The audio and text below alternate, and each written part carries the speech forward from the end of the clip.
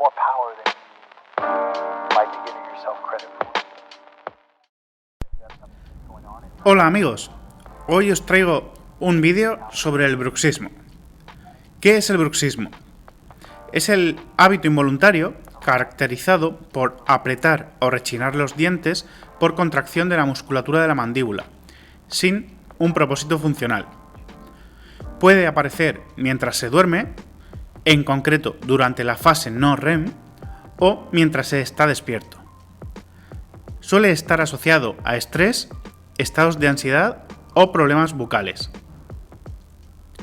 El bruxismo se puede clasificar en céntrico, que es aquel tipo de bruxismo en el que se aprietan los dientes y suelen estar afectadas las piezas premolares. También está el bruxismo excéntrico, en el que se rechinan o frotan los dientes, y en este caso se verían afectados los incisivos. Además, hay quien añade un tercer tipo, que consiste en mantener la mandíbula ligeramente abierta, pero contraída.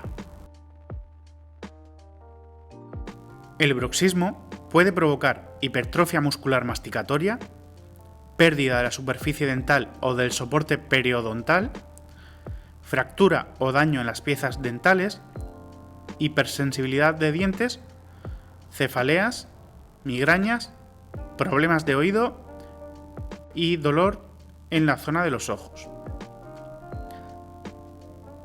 Atendiendo a la anatomía y biomecánica facial, podemos ver cómo las conexiones faciales crean cadenas de transmisión de información mecánica. Os pongo un ejemplo real.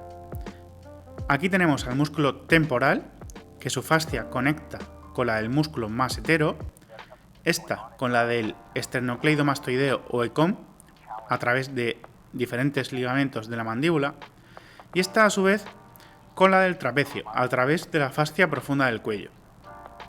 Esto permite asociar problemas de articulación temporomandibular o ATM a problemas de cervicales con dolor de cabeza e incluso dolor de ojos, donde puede verse afectada la visión en un proceso agudo, que cesa a la vez de la cefalea o la migraña, ya que la fascia del temporal se continúa con la fascia epicránica y esta con la fascia de Tenon, que envuelve los músculos rectos y oblicuos de los ojos. Se ha visto que el bruxismo puede tener un papel protector durante el sueño, por ejemplo, relacionado con el mantenimiento de las vías respiratorias o en la estimulación del flujo de la saliva, aunque no hay un consenso sobre ello.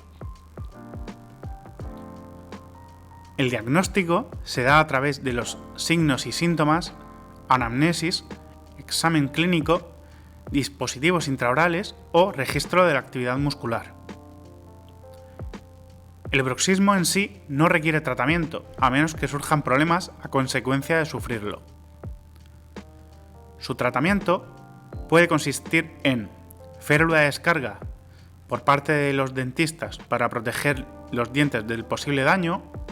Los ajustes oclusales no tienen evidencia en el manejo del bruxismo.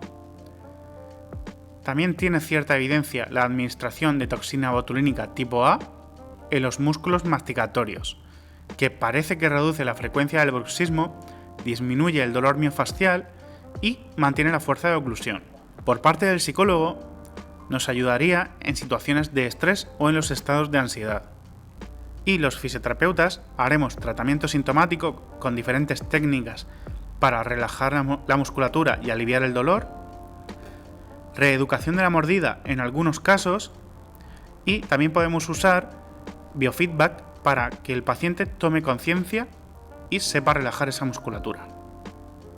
Hasta aquí nuestro vídeo de hoy y esperemos que os haya gustado. ¡Un saludo!